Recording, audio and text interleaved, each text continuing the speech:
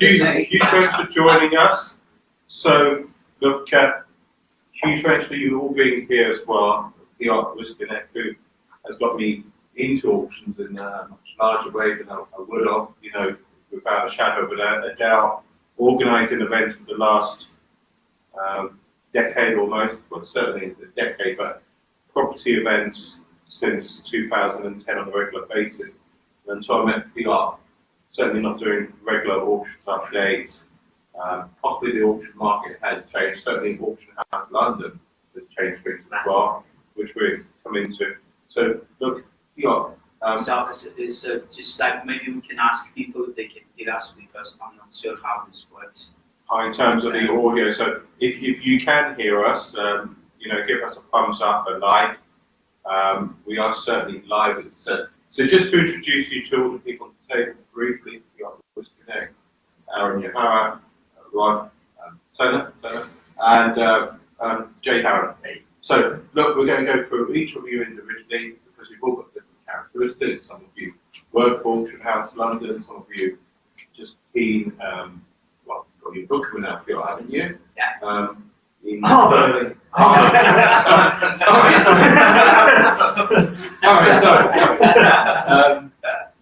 The book is coming out in January, February. It's co-written by both yourself and Jay.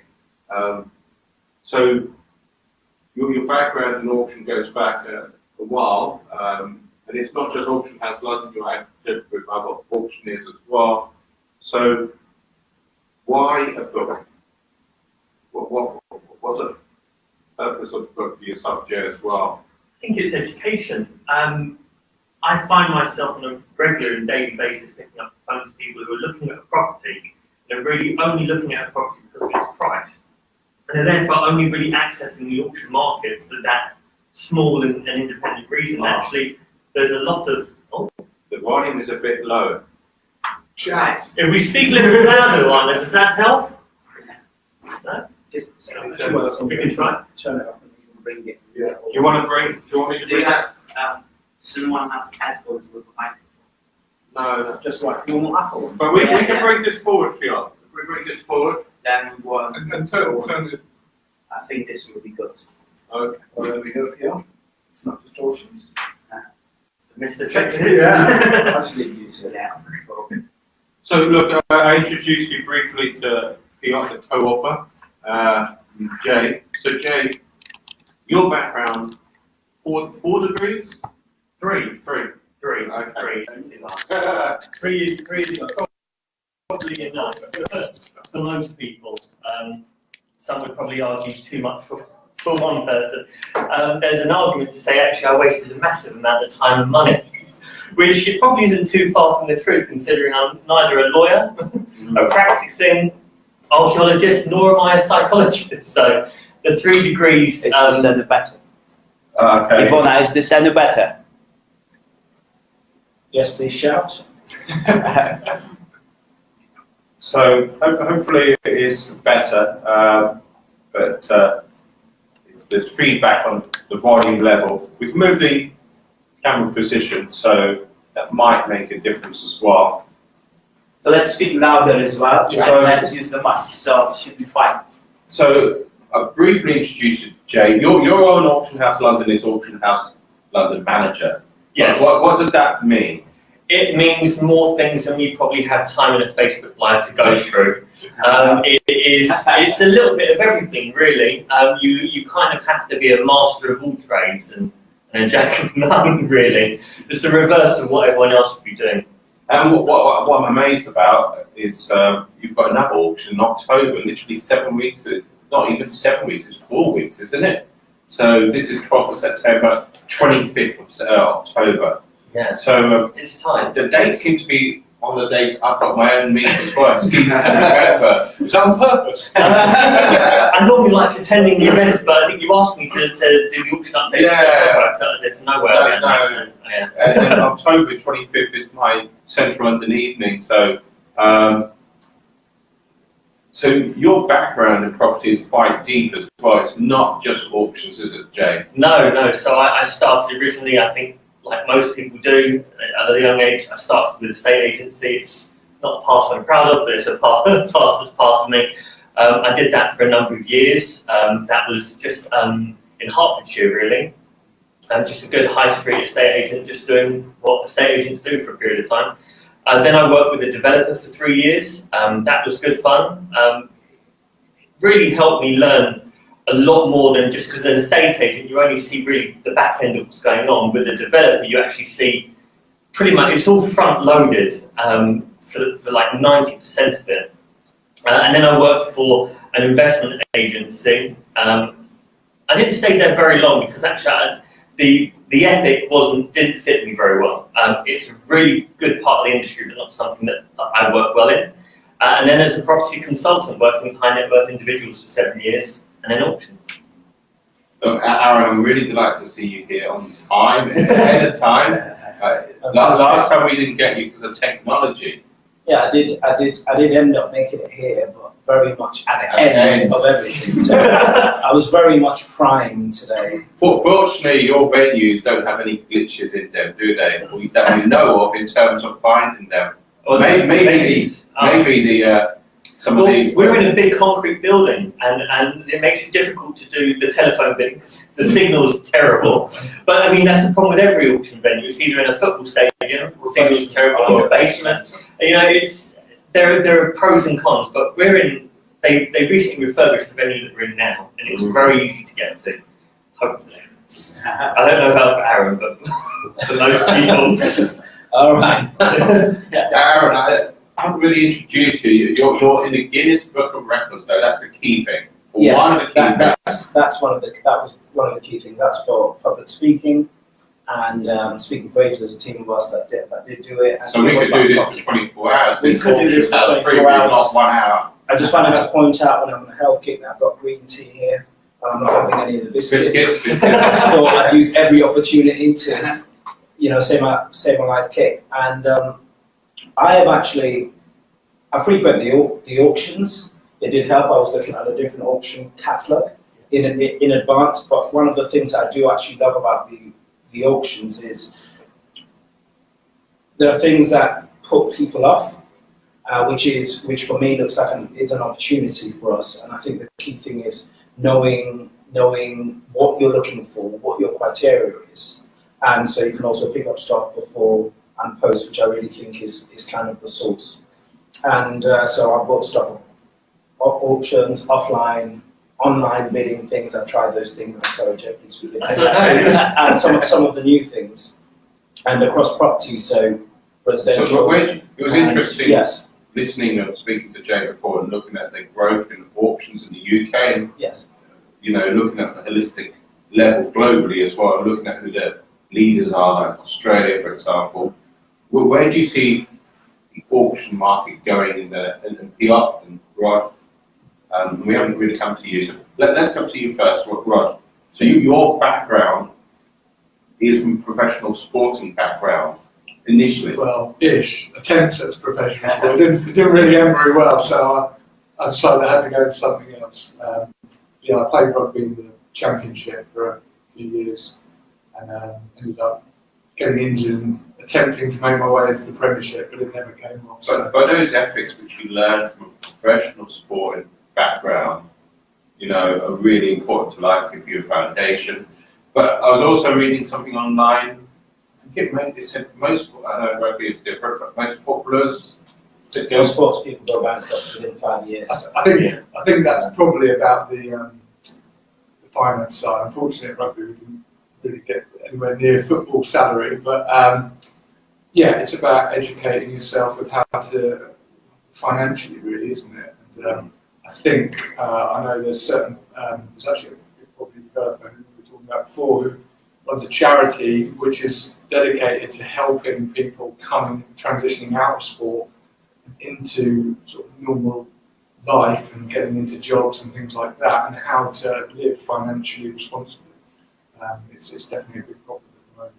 You've got a background which is not just one strategy, is that correct? Yeah, I don't have one strategy, and I definitely don't believe in it. I think it's very risky to keep on one strategy. I've maybe I spread myself a bit too thin, but I like to have a balanced sort of portfolio. I've been developing for just over 10 years, and also I'm building a portfolio at the moment. But for me, it's very important to make sure that I'm not putting all my eggs in one basket.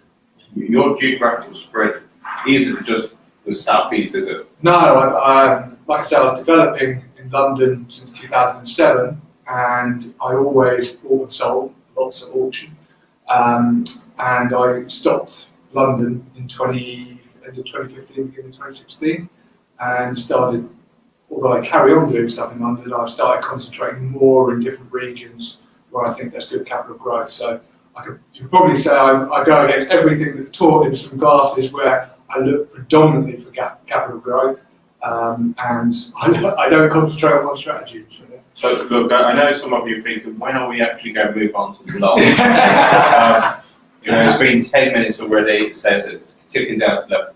Just some quick stats, Jay, in terms of auctions. I know you've got 7 auctions in a year. Yes. October and then December. Yeah, so the one that we're discussing now is the 12th of September. The one following that is the 25th of October. And then the last one of the year is the 12th of December. Now, there's going to be people listening at some point to this video who are thinking, look, it's too late for us to do our due diligence for the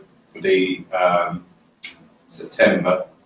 Even though going to hear us, we're not giving advice, we're just giving our own interpretation. How soon is the catalogue for October 25th? It should be out about 3 weeks before the auction. That tends to be the general cycle for auctions. 2.5 to 3 weeks before each auction, the catalogue becomes live.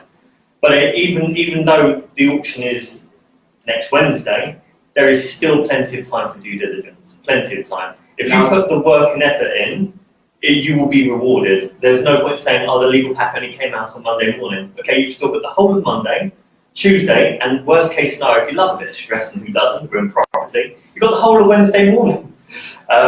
If it's a deal, if it's an opportunity, if you don't want to miss out, then put the work in.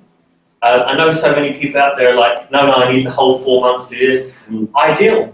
But auction, that doesn't, you don't. That gets rid of the competition, doesn't it? It does. That's why there's deals to be made. Yeah. And I would say if you start doing research on those properties here, then you're gonna have this kind of experience for the next auction. Yeah. So there's never too late to do research, because the more you do research, the more you're there, and then you're ready for the next opportunity. Because the next auction, the lots are gonna be more or less different, but then the research is gonna be the same. So, there's never too late. And also remembering, not everything might sell. You never know what will happen in the room. So don't put off tomorrow what can be done today. Absolutely. So go in it and give yourself a chance. So look, let's go straight into the lots, because we could go into a lot more detail. It's in the book. It's based Link at the bottom. So I know Jay and Piotr are doing a joint presentation when the book comes out next year as well, so hopefully that doesn't clash with an auction day. So look, I've asked Piotr, Jay, Aaron to come up with some lots. I don't know if all of you who are listening have got the catalogue in front. They can download it as well. I'll put a comment with a link to the catalogue. Okay, yes. well, But you can even without the link, you can just go to auctionhouselondon.co.uk and you'll be able to see the full list of auction lots available there. And by all means, we'll be calling out lot by lot, so you can follow online as you're watching this as well. So you came up, I hope I've got these correct. Lot 2, was that yours? Yeah. So lot 2 is in Streatham, southwest London, as it says. So I think Piotr gave me 3 or 4 different lots, and Rod gave me about 5, maybe 6, something like that. So Piotr, what draws you straight away to this particular lot? So this particular lot is super cheap, and there's a lot of problems with it, so it's really attractive.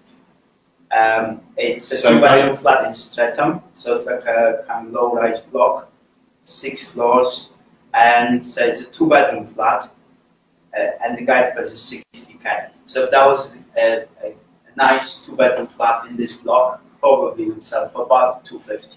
Let's say, more or less. At least. 250. That would be maybe priced 300. itself fast. Yeah. Yeah, so 250, 300. It's guided at 60k. So, like, let's look at the problems. So the problems are there's a short lease, which is 39 years left. Okay. So that would cost some money to extend that lease. And then another thing is we don't know who's in the property. So it's like there's someone living there, but no one knows who that is.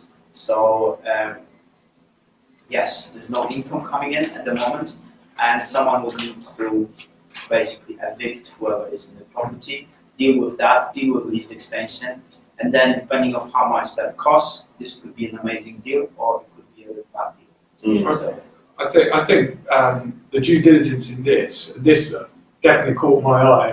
Looking what's said there, and I think this is an absolutely fantastic one to keep a lookout for. And if I was going for it, the things that I would be really concentrating on, well, if you click on the legal pack, one of the concerns as well is about the lease and the title structure. There's a freeholder, then there's a head lease, and then there's a sublease. So a concern for me would be, how can I extend that lease, because I'm then asking the head lease to extend it, and do they need to get permission from the freeholder? Another question I'd be asking is, have they served Section 42 and is it transferable? Because ideally, you'd want whoever's in there now to serve Section 42 and transfer it over to you, or you're going to be waiting 2 years negotiating. Right, do you just want to explain Section 42? Yes, sorry, Section 42. So when you're negotiating an extension on a lease, something called Section 42 is something you serve on the freeholder, or in this case, it would probably be the head lease. So it's a legal notice. And what that does is it means when you're sort of negotiating the cost of how much this extension is going to be, what happens is that negotiation is seen to be the price from the time that you serve the Section 42. Because what a lot of freeholders will do is they might prolong. Yeah, they might prolong the negotiation, because the longer that negotiation goes on for, the less your lease is, which means the more it's worth. So it's quite an important point, and you can't serve a Section 42 or apply for that lease extension until you've been there, until you've had that property for 2 years. So if I was looking at this, part of my due diligence would be to get into contact with these people, and if I can do if I can extend that lease at the same point on completion, then you're onto a real winner, because you can finance it easily with a mortgage. So you could bridge to get that mortgage term. Actually, this could be a no money down deal pretty easily if you get all your ducks in a row. I think it's very, very interesting. And I think that's the real point, getting all your ducks in a row. So it's about how you approach it. It looks very scary, because this little sentence here, if you don't know what adverse possession is or what a squatter is, that sentence will probably make next to no sense to you. It's in bold, so it's nice and in the depth. But I mean, when it comes to evictions, it's you've got to price that in. Yeah. You've got to just understand that there's going to be a period of time where you might have to evict someone, and you price in the costs and the time it's going to take, and it's not as bad as it always seems. No. Yeah, It's all about problem solving, but with regards to the lease extension, as you were saying, it's about doing things in the right order. My first port of call when I look at these low leaseholds, most auction companies, including our own, if the Section 42 notice is definitely going to be served and the benefit passed to the buyer, there will be a note that says Section 42 notice will be served prior to completion and the right is signed over to the buyer. Now, because it doesn't say it here, it doesn't mean that isn't the case. So they may allude to that in the special conditions of sale. But if you're conscientious and you're smart, you would write an email to the auction house saying, if I buy this at the auction, can I have something in writing from the current owner saying, if I am successful, they will serve the Section 42 notice and pass the benefit over to the buyer. The one reason why a vendor won't put that in here, or one of the reasons why it isn't stipulated here, is because there is a small cost involved in doing so. And the chances are they don't want to expand that cost unless they have a buyer who is exchanged under auction contracts. So it is always worth not making a conditional offer, but just saying, hi, my name is Rod or Aaron or whoever it may be, I would like to buy this. If I do, can I get something from the vendor or their solicitor saying, If you're the winning bidder, we will enter into a Section 42 notice for you and assign that right over to you in time for completion. And really, that should cut out a lot of the huss, fuss, and the guss for you. That doesn't preempt you from not making contact with the head leaseholder or the freeholder. Do that. That is smart. That is very, very smart to do.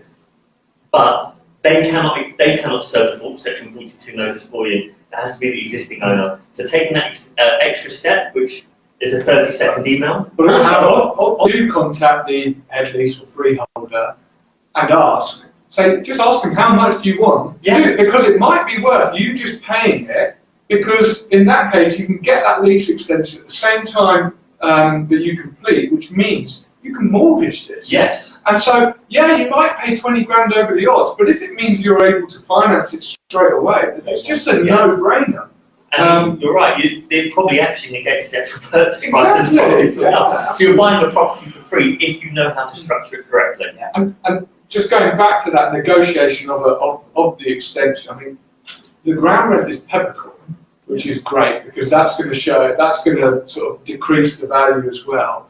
And on the point of financing, I would also be asking how many of these flats are privately owned, are any council owned, and you want to look at the proportion of that because that can affect who your mortgage is going to come with as well. So I think this isn't an ex-council building. This is a privately owned better, with a leasehold owned by something like property for music charities. PRS.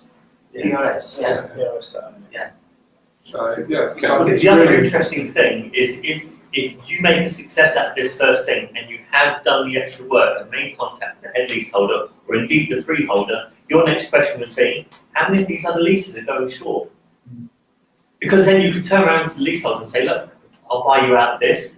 The head leaseholder and the freeholder get their cut of the extension, and all of a sudden you turn 2 or 3 properties out of one opportunity. Yes, so that's why this is an interesting property. So, because we're already on to 20 minutes and I want to try to get some more in. Number 9, I'm not sure if this is yours or Russ. Did you look at lot 3 as well? No. But I mean, it's not. Okay, it's not let's too go to lot 3. dissimilar. Not too dissimilar. But we know that the tenancy is too simple. Well, So let's just give them the details. It's flat 18 in Catford. It's a 2-bedroom, 7th floor flat subject to an AST producing 11,400 per annum. So the guide price is 55k. Why have I missed that The then? yield looks phenomenal, by the way. Well, the yield is phenomenal. It is phenomenal. I mean, obviously it's got a 46-year lease, but if you look at that, when it was given in 2004, so that's creating alarm bells for me, because why are they extending the lease only to 46 years? So what that tells me, bear in mind I've done no research on this, is that probably all other leases are going to be up at the same time, which is why they haven't extended it to 100 or 125 years. So what that says is it's probably going to be unlikely that you're going to be able to extend that lease. So you are buying it for the next 46 years. As long as the yield is good. Or 32, sorry, yeah, because it was given in 2004. So assuming you're not going to get any capital gains on exit, assuming there's no exit for that, you are really buying this in cash with a high yield, which is still It's just not an, bad. it's just really an good income. Yeah. You're really buying this for purely an Absolutely. Yeah. And from where it is, where it seems to be located, you'll rent it all day long. Yeah. So it is just purely an income producing. Good little pension. Yeah. For 30 odd years. Well, assuming you're staying alive for 8 years. So, yeah. We skip to number 9, is that okay, Aaron, or is there anything in between? No, number 9, yeah, and number 10 actually, which are quite Yeah, close. number 9 and 10. So close in terms of location, in terms of lots, but in terms of geographical areas. So 9 is Mitcham, Surrey. It's a vacant 3-bedroom mid-terrace house. Guide price 285. So I'm not sure. Was this one? I think this was one of mine. Yes. Yeah. I mean, it doesn't look the most exciting thing in the world. Very exciting. But what I like is you're getting a 3-bed house in London, and it's guided at 285, houses, not apartments, are going to be a hot property going forward. This is a family home, and there's not many coming around. So if you're looking at this over a long term, I think it's a great investment. I also think, looking at how it's built, you know you've got a bathroom upstairs, there's 3 good sized bedrooms, so you know you're not going to have to move that bathroom from downstairs to upstairs. I don't think there's a huge amount of work needed. Bear in mind, I haven't been there, but obviously it's new bathrooms, new kitchens. In need of modernisation, is what I'd say. I mean, you're not going to be doing structural stuff. You may need some new windows, but on the whole, it's a good property that's going to rent out all day. Family homes, I like them. It's a simple purchase, a quick refurb, and getting someone in for a long term. See, this is what a lot of people don't understand about when you're looking at a property professional who's looking at something like this. What they're doing is they're saying, okay, this is a real diamond in the rough. And maybe an end user wouldn't look at that as a purchase, thinking, oh God, I've got to do X, Y, and Z. Enter said property professional who walks in, refurbs it, new kitchen, new bathroom, puts it on the market and makes it accessible to first and second time buyers. One of the things I think the government hasn't really taken into consideration. The fact that actually property professionals create a gateway to first and second time home buyers. And this is a brilliant, it's brilliant. I mean, considering Mitcham, overground, how long is London? 20 minutes? 20 minutes that. Yeah, so if that. Mitcham Wakefield to the right, Mitcham, and down the corner you've got Morden. You know, you go a little bit that way, you've got Quinn. You know, and then it's also in Surrey. Yes. You can say, sorry. Is it a double bubble? And then moving from that Mitcham to a postcode you probably don't see a great deal in auctions. But Kensington. So this is lot 10 now. Who suggested lot 10? This was me as well. So did I. Go on, you discuss it. No, you carry on, and I'll just agree with everything you said. It works much better now. Well, I just think this one has opportunity written all over it. So it's a commercial property. It says producing 30,000 per annum with a potential of 56,000 per annum when fully let. So what attracts you to this particular? Before you go on, let me just state that there is an addendum on this property which actually hasn't been written yet. So because I knew that this was being discussed, live on Facebook, okay. The good news here is that the, I think it's Tatiana Salon, whatever it may be called there, they had a 5-year FRI lease, yes, which was coming up for renewal. But it's on monthly. Well, actually, what they haven't actually said, because the woman who is selling this is actually in a care home, I think it's dementia or something like that. So there's people, power of attorney, acting on her behalf. And they confirmed to me last night that actually the lease was extended in 2017 for another 5 years. Okay. So in terms of another 5 years of income, that is really positive and shows that actually not only have they been there for 5 years already, they'll be there for 5 years more. And for an investor, showing that it's strong covenant. Strong covenant, they want to remain there, their business is safe and secure if they're entering into another 5 years. And you have the offices on the lower ground floor, but take it away for whatever offices you're looking at. I mean, pretty much that. I mean, you've got, the thing I like is there's a few different options for this. So you've got the shop. So my first thing would be to renegotiate the lease, which has already been done, so fantastic.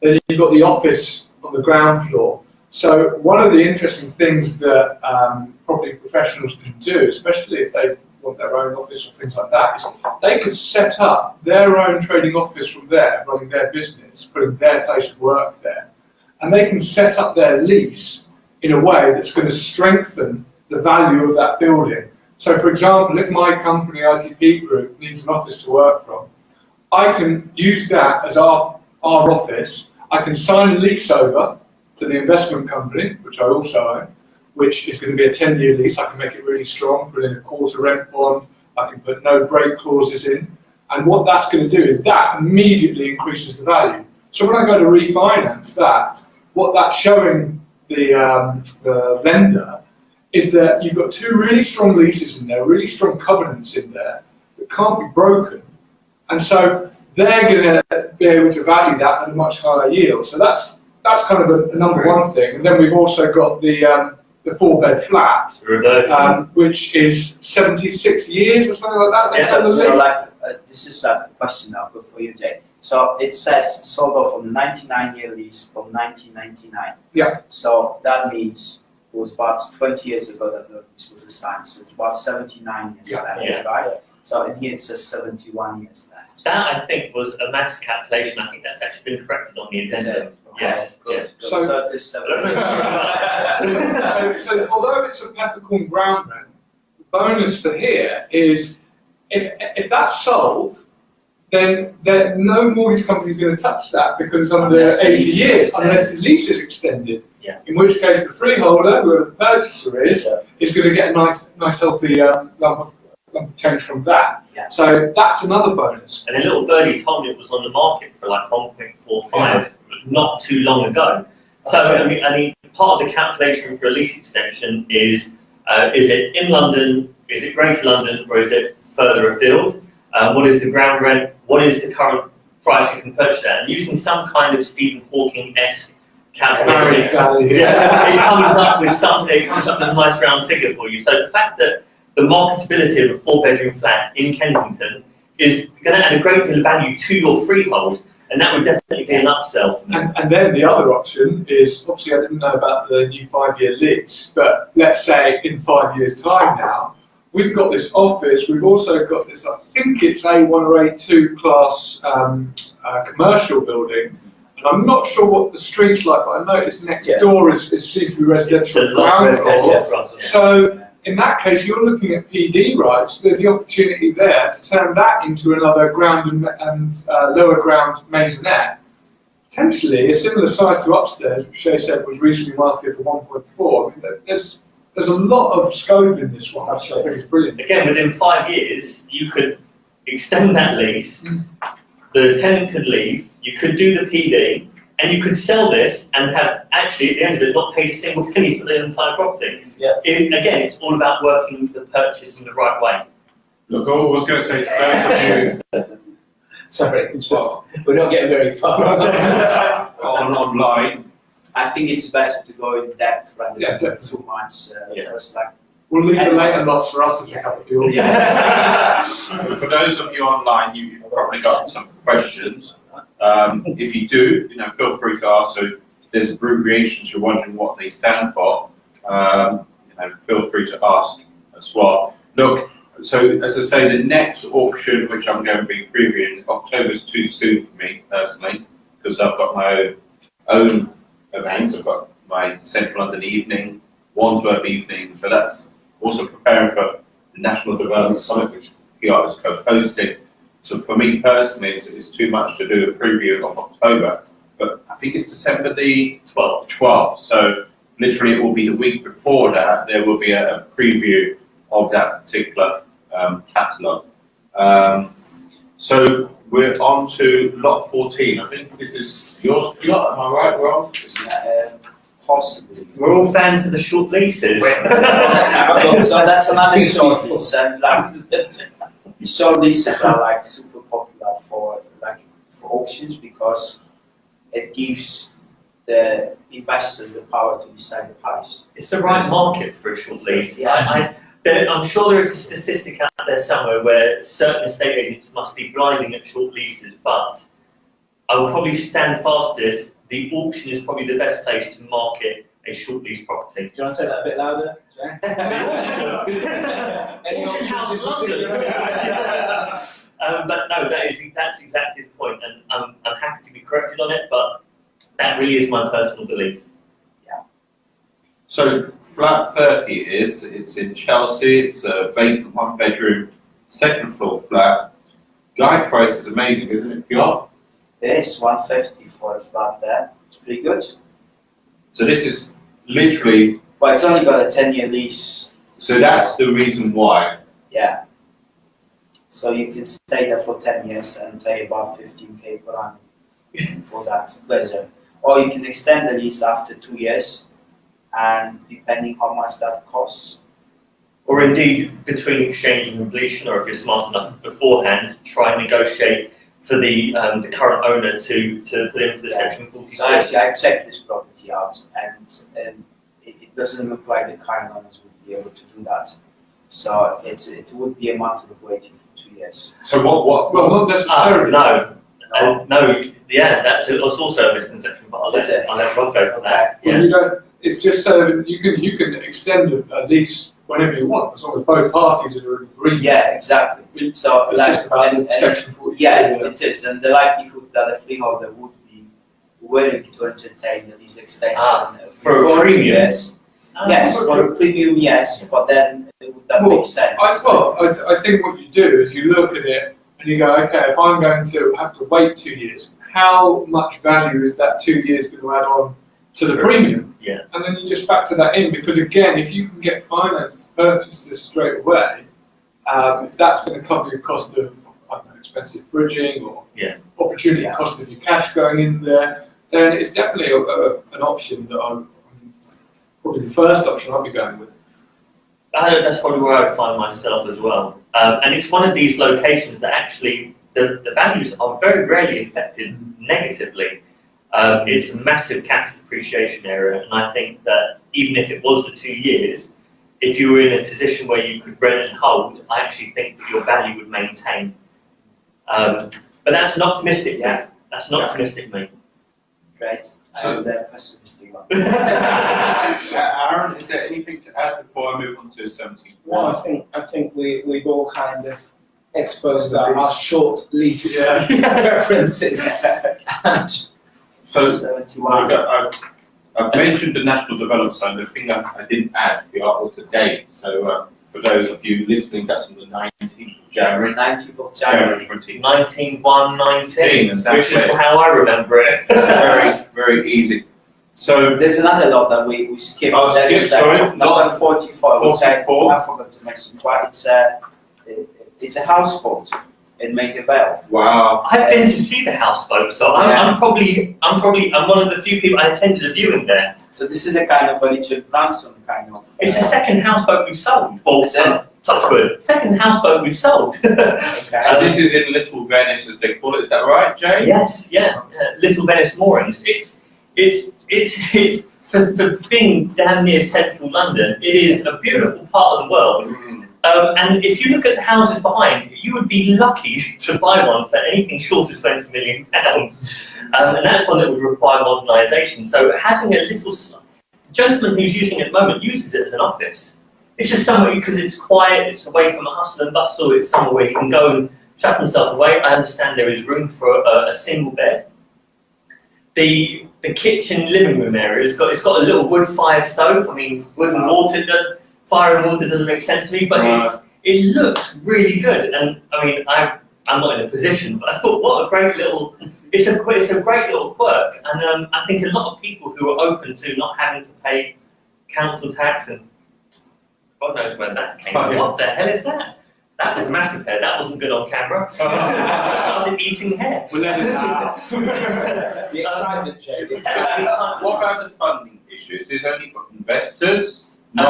Funding issue I don't honestly know about. I think this would be a cash purchase. Yeah, it might be that's why I would have been inclined to single think. specialist finance, but it would probably be expensive. But surprisingly, good interest in it. And initially I would have thought there was interest just because people are looking at the postcode, but you cannot hide too far from the fact that it's a boat, a houseboat. So people are looking at it seriously, not just at the price, but also at the fact that it's a houseboat, which is interesting to me and a good spot. So no council tax. Just mooring rights. Just mooring rights, which is disclosed at £4,000 a year, which, again, okay, that's more than your council tax would be, but actually in terms of running a household or running a flat ground rent service charge, it is not too ridiculous, and it's been recently refurbished. So, Piotr, so we've looked at the positives. Any drawbacks apart from the funding? If it's so it's not really a I think. I mean, it's if you can't swim, I wouldn't recommend it. I think it's great for the right person. This is just like a right property and could be used for commercial. Someone is like a therapist or something like that. Having a therapy room there. It's better than Harley Street.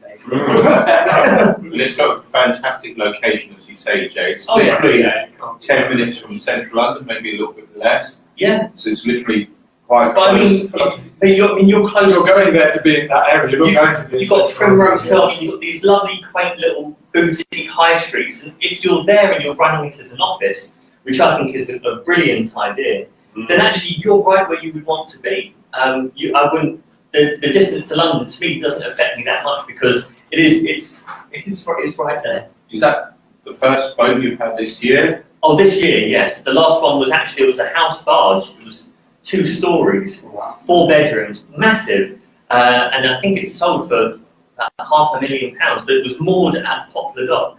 But beautiful, again, recently refurbished, lovely, and I don't know how strong the market is there, but there's obviously some market because people are taking a real considered look at it. So we're going on to the 70s now. You've got 150 lots in this catalogue. 152, we've added a couple of extra special offerings towards the end, which will not be in this catalogue, obviously. A couple of bonus rounds, but they would have been brought in post the print of the catalogue.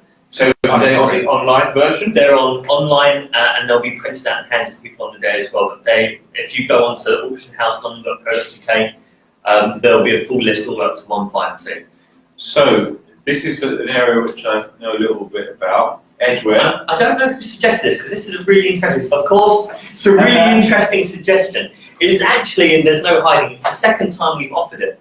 I would really like to hear your opinion on it because I have not mixed feelings, but I have mixed ideas about it. I want to see where everyone else is. So it's lot 71. For those of you listening at a later time or right now. So it's a first floor and loft floor premises. Really nice location. Edgware. Edgware. It says a 5-bedroom first and second floor masonette. Currently arranged to provide. I think it's 6 living rooms. Yeah. Producing £39,000 per annum. Again, yield on. I mean, it's Middlesex, but I would still call it London. It's the end of the Northern Line. It's definitely in London. It's great transport. Oh, You're yes. right by the tube on the Northern Line. I mean, you've got me nervous now. But for me, I look at this. This is Cannons Park. This is on the Jubilee line, I think. Well, I think it's between the both. Yeah, walk away from each. But I mean, straight away the things that came out to me were okay. This is being run as an HMO. 39 grand per annum gross. So if you take off bills, license costs, you're probably down to about 33 realistically. Which is still a fantastic yield. It's share of freehold, brilliant, no ground rents. There's not a huge amount of buildings in that block, so service charges aren't going to be through the roof. The concerns are, is it fit for licensing come October, so next month? October the 1st, so it's a really good point which Rob made. Just a little plug for my events. We're going to take a commercial break now. So the news report. So look, on the 27th of September, Richard Carney, who is one of the specialists in licensing HMOs, will be at my Central London Evening Property Network. So sorry if you go back. So yeah, the licensing concerns would be things like fire regs, which are easy enough to install. Room sizes, that's the key thing you've got to be looking at here, because if room sizes are too small, there may not be a huge amount you can do about it. The spec inside from the pictures, bear in mind I haven't been there, looks pretty good. Basic. Well, it's pretty good for Asia. It's not, it doesn't require modernisation. No, it doesn't. Auction property looks good. So I think the other point to look at is, does that area have any selective licensing? Does it come under an Article 4 for 5 units over 2 floors being in a flat? These are things that they would obviously concern me, but you can't get away from the headline figures of 39 grand gross. Obviously that's not the net, but even taking into consideration the net being maybe 33 grand a year, still a pretty chunky yield for something that's a share of freehold. What are your concerns? Well, my initial concern actually was because I know I attended a couple of talks that Harrow and Barnet have done with regards to their licensing and their Article 4s, and I had a little ask, and it's not in an Article 4, and that really was my first bar, because, like you say, the yield looks great, the opportunity is there, barring some of the potential licensing issues if there are any at all. But my first port of call was, right, 1st of October, is there any issue? And actually, it's not in the Article 4, but I know that they are extending Article 4, so I don't know if it's going to be part of the extension. That's even better, because it means if you can get it operating like that, it's going to have existing use conditions, so it means it gets planning automatically through. Which was why I was hoping, fingers crossed, that it wasn't in the Article 4 yet. But they haven't actually released where they're extending their Article 4 area yet. And if it does, like you say, then you're locked in. It's a brilliant opportunity. Where else can you get a yield like that in London? I don't know. So to me, gerrymandering. Yeah. Look, I'm just going to let the listeners know that we were going to look at 72, 76, I think it is, and there is one more, 110. So I think we're going to get 2 in, maybe just 1. So is it okay if I make a suggestion for a lot? Yeah, and maybe someone from Facebook makes a suggestion, like if someone is interested in a lot that we can maybe discuss, then we've got 9 minutes though. Yeah, well, it's all right. I don't mind running over. We'll just barricade the door. So what lot did you want to discuss, Joe? I would like to discuss lot number 80. 80. So this is flat 15 in Chatham, Kent, 2-bedroom, vacant, 2nd floor flat. Wow. The developer in the room is taking really, really good care to look at the external parts of the building. Has probably already surmised the primary issue, which is highlighted in the note if anyone wants to take the time to read that carefully.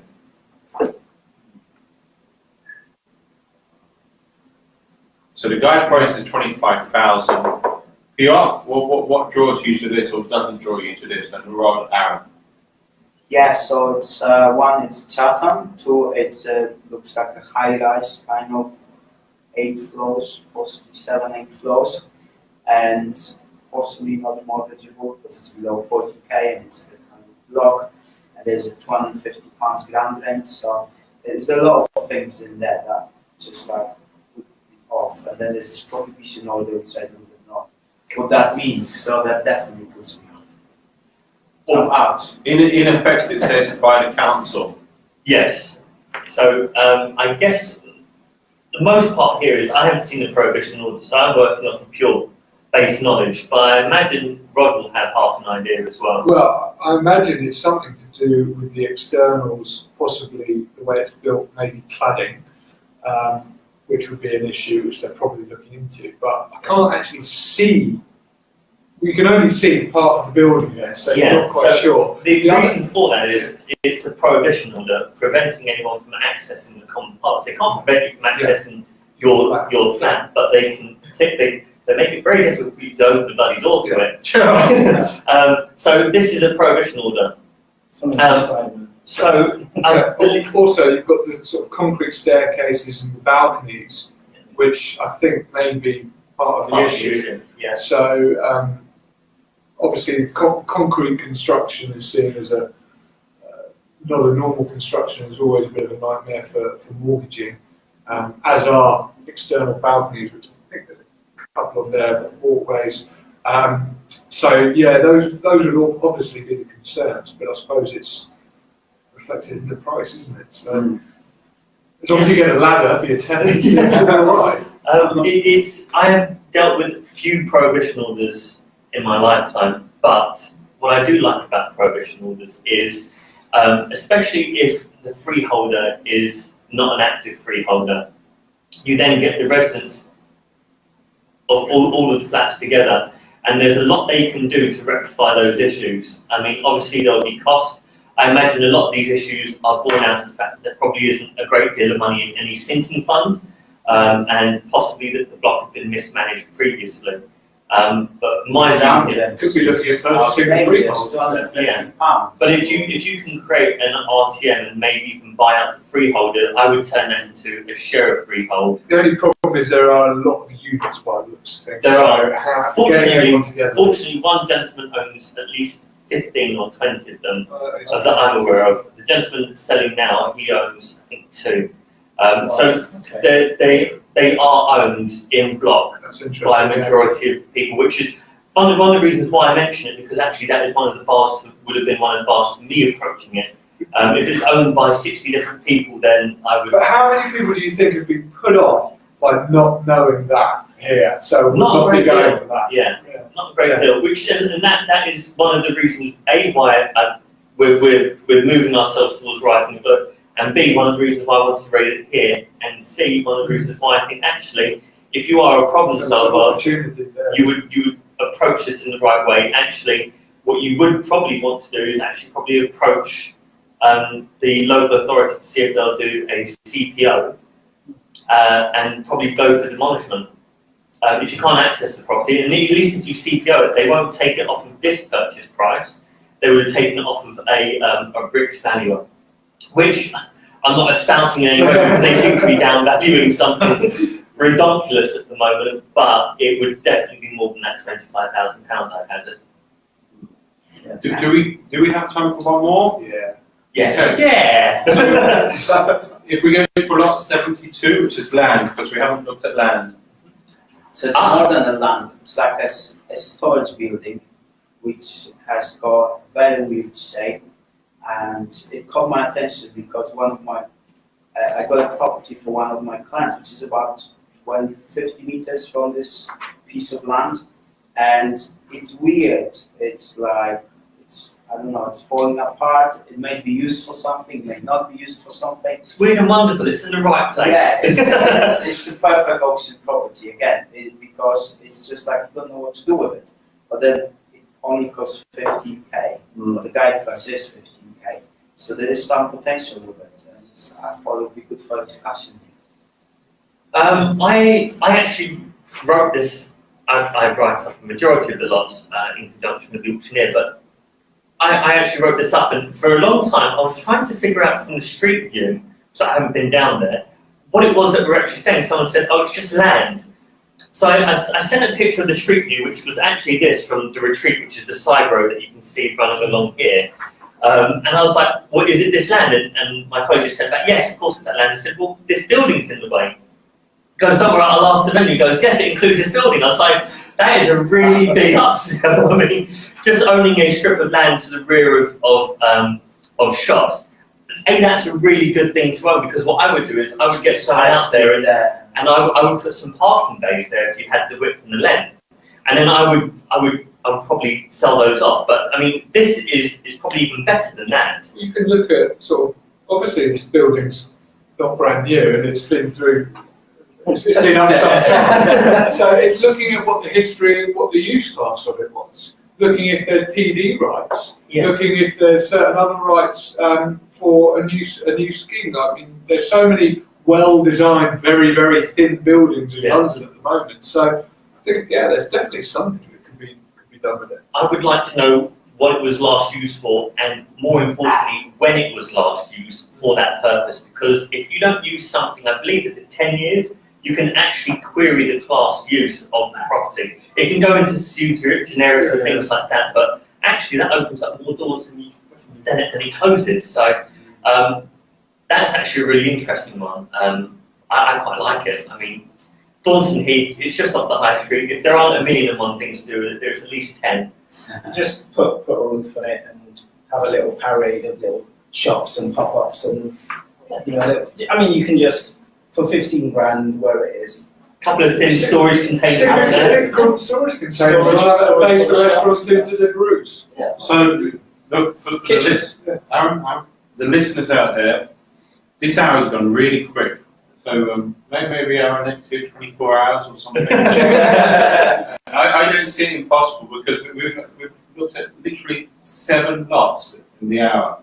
I just want to say a huge thanks to Jay for making this possible, because this event was created, I would say, partially by accident. It wasn't initially. When Jay was here last month, or last time, I think it was in July? Yes, July.